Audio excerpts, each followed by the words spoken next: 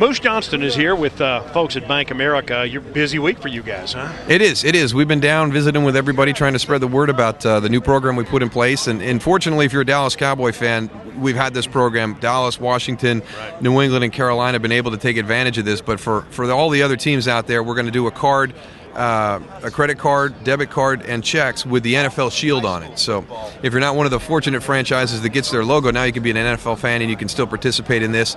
They're still running the program with all the great vehicles that Bank of America has in place. The Keep Your Change program will be there. That's kind of that built-in savings account. You get the 20% discount at NFLshop.com. So if you've got the card and your team happens to be the Saints or the Colts and you win the Super Bowl on Sunday night, make sure you get there Monday morning and get all that new stuff that's going to be on NFLshop.com and save yourself 20%. If you don't have the card yet, please go to bankofamerica.com or into your local Bank of America branch in your town. We'll get you signed up. 5 years ago, you were there, I was there. Emmitt, very emotional news conference, he retired. A lot of his ex-Cowboy teammates were there. Jerry was there. Now 5 years later, he's a shoo-in Saturday night to be in the Hall of Fame. I mean, the guy just was an incredible player, and you blocked for him. I mean, does it feel like you're going into the Hall of Fame too, in a way? You know, he made us all feel like that, and it's not just me. I get a lot of credit that needs to be shared with a lot of the other guys that were on that team. We had a great offensive line, in conjunction with the tight ends and myself. Emmitt was unique in the fact that he was a great football player, but he was a great person too. And there were some games where we didn't really do a good job up front giving him the opportunity to run the ball effectively, and he never threw us under the bus. He always approached it, there's got to be something more I can do. It's not my guys up front. I've got to make something happen. I can't let Troy carry the burden just throwing the football. We can't become a one-dimensional team because I'm not performing that day. And that's the kind of stuff that when you hear that, you're like, next week we got to go out. We got to make sure we get him on track. We got to give him a big day because he always took care of us. And it was a pleasure to block for him. It was, I feel very privileged not only to call him a teammate, but to call him my friend. Did the Cowboys running game impress you this year at the end of the season? I was more impressed during the middle of the season, maybe even early in the season. I thought at the end of the season, Jimmy Johnson made a great point, I thought, after the Minnesota game.